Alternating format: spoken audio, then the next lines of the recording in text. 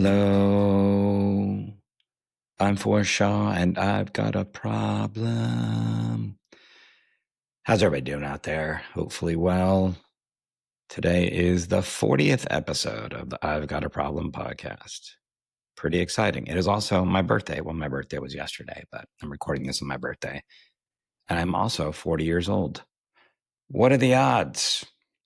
No, I'm older than that. I am 53. 53. So it's been a good birthday, though. It's been fun. Had a good show last night in Miami. Thank you to everyone that came out to that. That was packed out. Got a bunch of shows coming up. You can go to foreshaw.net and check that out. I have shows this weekend in Ocala, Florida. I have a show at the Marion Theater.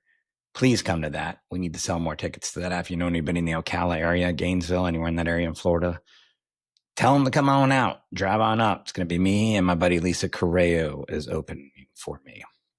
My buddy. I used to date Lisa Correo. It's kind of weird to say that she's my buddy, but she is my buddy. And yeah, that should be fun. The week after that, there was a show in Stewart that is canceled. It's not because of me. That was an oversight on the people that were booking me. And I just got word of that. And so if you're planning on coming to the Stewart show, I will not be doing that. I will be doing some shows, I think, up in the Delray area and stuff like that. It's still far from Stewart.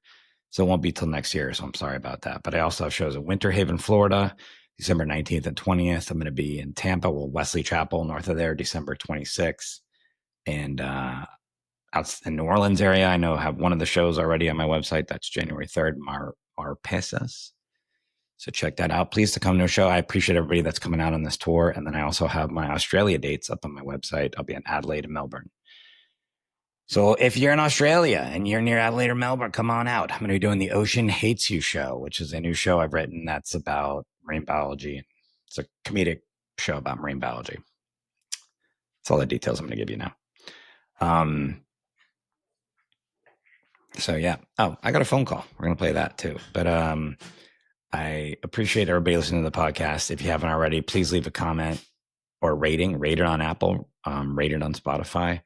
Leave comments on YouTube, so forth. Those really, really do help as I'm trying to get more traction with the podcast and, get a wider audience. That definitely helps. Yeah. And I always encourage people to call in the phone call. It's 305 Joe Rang. That's +1 United States 305 and then just Joe Rang. Got a phone call from Michael, so let's play that now. Forrest, Michael, first ever caller, but you didn't play my message because I didn't say you couldn't play it or could play it. But you can play my messages, any of my messages that I leave you. Anyway, what happened with the most recent podcast with Hannah? It got chopped off at the end when you guys were talking about Beck. I listened on Spotify, so I'm not sure if that was across the board. And I'm sure you're touring. You're coming to Port Pierce soon up here. But, yeah, anyway, wish you well. Like the podcast. Better than Jim's new podcast with that dipshit comedian he talks to. I don't know, but I don't like that. Really like Jim. A little less without you, though. What else?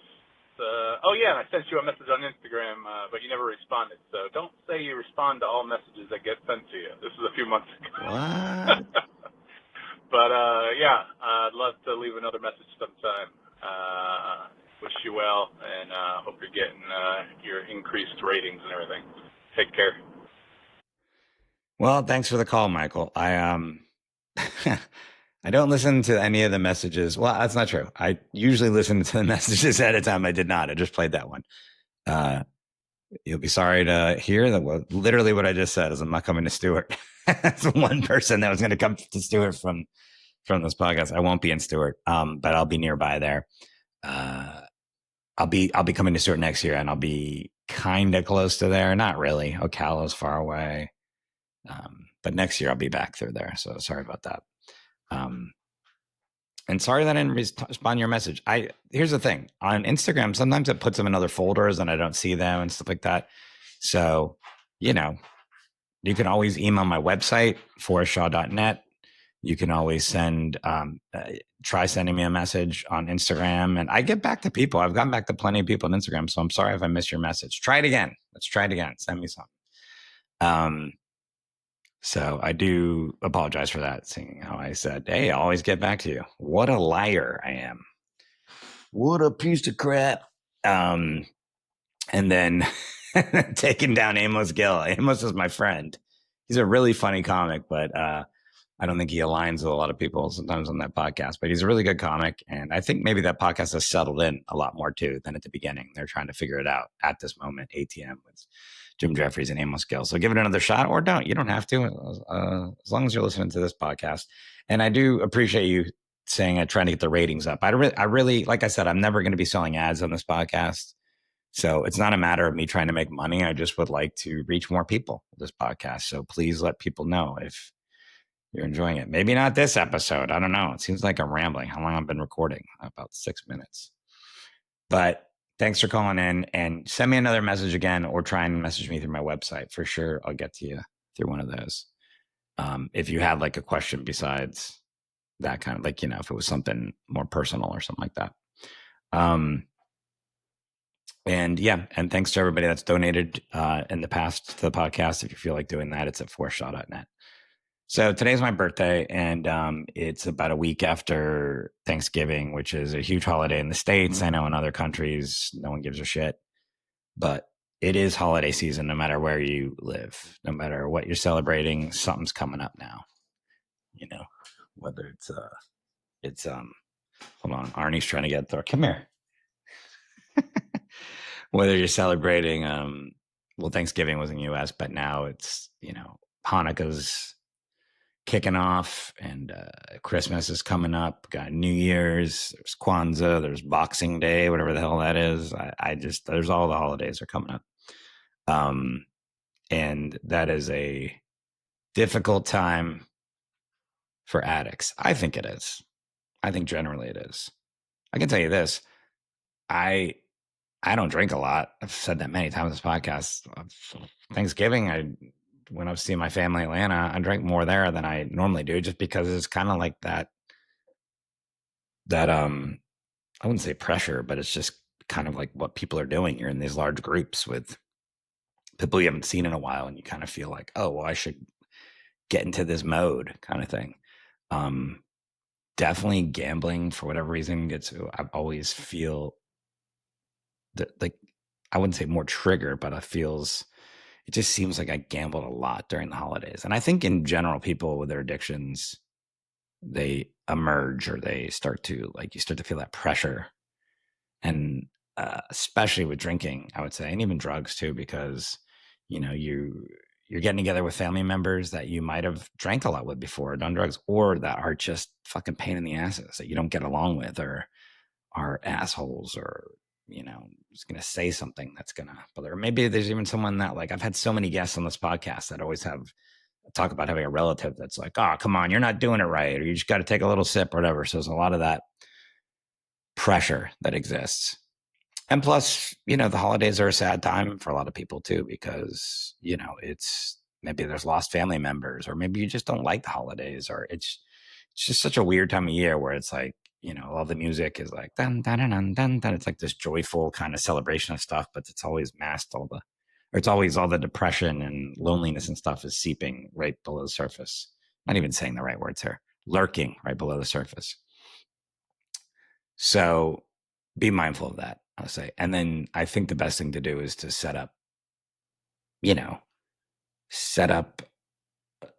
don't want to say a system, but make sure you're prepared for that kind of stuff. If you're at a family gathering and you're feeling like you're a little bit anxious, or you're feeling some sort of pressure, or you're feeling you're that uncle that just always says something inappropriate that you don't like, or whatever, just have some sort of plan for that, whether it's calling somebody, if you have a sponsor, or just a person that you talk to, or even, it doesn't even have to be anyone related in the addiction world, but somebody that you can rely on. There might be somebody in your family. There's a lot of times, if you're sober or clean, whatever, there's another person in the family that is also, that you've probably made some connection with, and, talk to them, or just leave the house. And a lot of times, it was, the addiction aside, like, it's great when there's like 30 people inside of a house, and it's just everyone's blah blah blah talking and this and getting loud or whatever. Just go outside and take a walk, get some fresh air. If you live up north, let the cold air hit you in the face, wake you up a little bit, you know. Um, but I think this is the time of year to be very mindful of that. For me, it is, at least, and that's just gambling. I imagine with I gotta tell you this. So it's not just gambling, eating.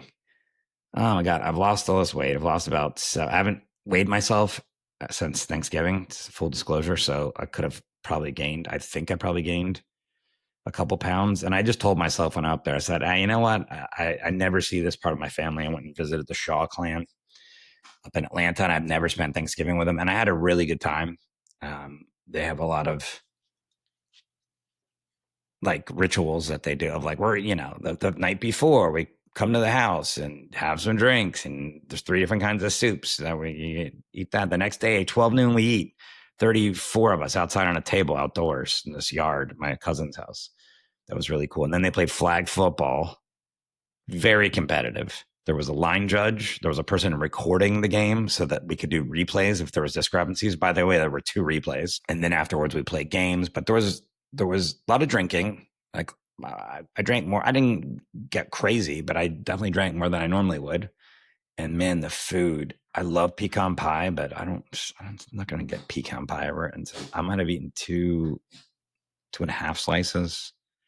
Ate all the fucking carb loaded food for Thanksgiving. I had leftovers. I ate a lot of food over the course of 48 hours. And that just goes to what I said. I was just about to say, it's mainly gambling, but man, no, it's just gluttony. It's just overindulgence of things. I mean, that is what the holidays are about. And everyone always says that. Well, it's the holidays. That's what people are saying to me. Just come on, have another slice of pie. It's the holidays. So I did. And that's a problem with me. Food is a big problem with me. My relationship with food and the way I treat it is, I mean, I've never really explored it in depth the same way I have with gambling and my addiction, but man, it's there for sure. Sugar, holy crap. How are we not using the same energy, the United States that is, that we are with the quote unquote drug dealers that were just sending missiles and blowing up boats? We're blowing up 30-foot boats with fucking missiles that I'm assuming cost $1 million, and just killing people that they've said are drug dealers, and we don't want them coming to the States. Maybe they are, maybe they aren't. That's not been proven. It's also highly unlikely that those boats could reach the United States based on what I know about boats, the outboard motors like that. But sugar kills more people each year than drugs. Sugar related illnesses, diabetes, obesity, things like that, far more people than drugs. I'm not saying drugs aren't a problem, especially with the rise of fentanyl and things like that, but let's use that same energy. Let's take some of those missiles and aim them towards some of the sugar cartel families here in Florida. The Fanguls. That's the only one I remember. But man, the sugar, not only is it killing our country, like killing people in our country, and it's a huge problem. Sugar, obesity, all the things that are associated with it. Environmentally, it's the whole entire Everglades, the whole restoration projects that are going on, and all of the issues we've had with Florida Bay and the Everglades, and algae blooms and nutrient loadings, and it's all tied directly back to agriculture, but specifically sugar. So I just say, let's get a couple of those missiles, start taking out some sugar families, just in their homes here in Coral Gables. Just but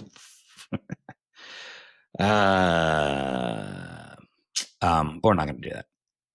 We ain't going to do that. You know why? Because there ain't no money. Well, there is money in sugar, but I don't think it's the same thing as oil. Well, maybe, I don't know.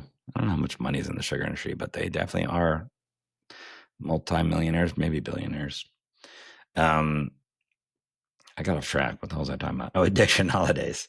So yeah, it's a thing when you're getting, and it's not just your family, by the way. I mean, there's office parties, there's friends have parties, all of those things not only can be triggering, but they're just all these moments where there's these pitfalls that you can fall into. I'm not saying don't be social. I think that being social is really important during the holidays, and on this trip that I have to Florida, it's great to connect back with people that I haven't seen for a while, and I'm really enjoying that. And I think that that's great for your mental health if it's the right people, which that's who I surround myself with is people that I think are healthy for me and that I care about. So I think that's good, but just remember if to not put yourself or to remove yourself from situations when they arise. I've been trying to learn how to train Arnie here, sniffing around. He's calming down now. Um, I've done some work with him since I've had him. I've had help and advice from other people um, that are dog trainers, and I appreciate all that. And one of the things I've learned recently is I never really thought about was removing him from situations because he's afraid or he's nervous. I always, not always, but I used to think that it was more just like, all right, hey, you tell him like knock it off, or you give him a treat, or you try to like calm him down or something. But the main thing is that there's something they're responding to in that space. And if they're not coming down, the best thing to do is give them a place to go to, like a safe space. I might even be saying this wrong, so someone can write in. But give them, I have a place set up right now while I'm on the road. I have his crate with him. And if he's feeling anxious, there's like some moment he's having, there's a lot of people around or another dog or something like that. Sometimes he's chilling, he's doing good. There's other times where he's not. And so I just get him. I take him into a room where I'm staying or wherever it is and put him in there, close the door, and I just let him calm down. Let his little brain calm down. I let him readjust. And I think that's the same thing with addiction for people. If you're in a situation where you are feeling vulnerable, then remove yourself from that situation or call somebody. Just find a room or a hallway or a bathroom or something and call the people that you need to be able to call. Whether, like I said, whether it's like a sponsor or somebody that you talk to about these kind of situations, or you know, whoever it may be. That's a running theme in the show is reaching out, reaching out, reaching out. So do that as well. I always go outside. Outside's my thing. Someone will find you though. I was like outside of Dallas just because I wanted to, when I was up in Atlanta, because I just wanted to get outside and just get some air. And then someone came out, hey, what are you doing out here? Well, I was trying to be alone, but so it doesn't always work. But I think there's the more of those kind of situations you can, or the more of the planning you have and of things you can do, actions you can take to help yourself in the holidays are better. If it's really bad, then just don't do it. I was saying, hey, it's great to get out, and then just don't. If you know it's going to be a situation that's going to make you drink or use drugs, gamble, eat sugar, tons of food, smoke cigarettes, whatever it is. I mean, shopping is another one. There's people that are addicted to shopping. Man, this got to be a tough time of year. Black Friday, Cyber Monday. We got deals online. Every email I get's about deals and shit like that. And so I don't really like shopping and all that shit, so it's not for me. But man, there are people I know people that have addiction issues where the dopamine. I should have somebody on for the podcast for that. Is the release of that is, you know, through buying things, which I feel probably gets less respect than gambling. I always say gets no respect. Get no respect. It's my Rodney Dangerfield impression. Good? No. Terrible. Thank you. But I really feel cigarettes don't get the respect, especially after the episode I did with John Hastings, but then just talking to other people. I mean, we know they're addictive for sure, but it's just so normalized that we're just like, whatever. I don't think gambling gets any of that. I mean, sex, everyone always makes jokes about sex addiction. Like, oh, yeah, I'm a sex addict too, or whatever the fucking things they say, but that's not what that's about. But yeah, I think we showed that. And that was one of the first episodes. Like, I was addicted to riding his bike. I was making fun of him, but then Justin and I were kind of like, yeah, no, he's got a problem. It's definitely a problem. So this is a short episode. I just wanted to get on and, it's my birthday. I'm not working on my birthday, people's. I am working doing this, but I wanted to make sure I put something out. But I just wanted to tell everybody that be mindful, be present, be aware, put up those roadblocks, have a plan, reach out to people, because this is the time of year where it is very difficult. And Michael, I'm sorry I did not get back to you on Instagram. Send me another message. Just try it out. I'm glad I got a phone call. Please send in more phone calls or call, send text, or I'm not speaking well today. I don't know if you noticed that. I'm just not saying the right words for thing. It's the age. I'm a year older. All of a sudden, my brain is not operating correctly. So I'm going to get going. I will talk to you guys next week. I have a full episode next week. As always, thanks for being here. Love y'all. Take care.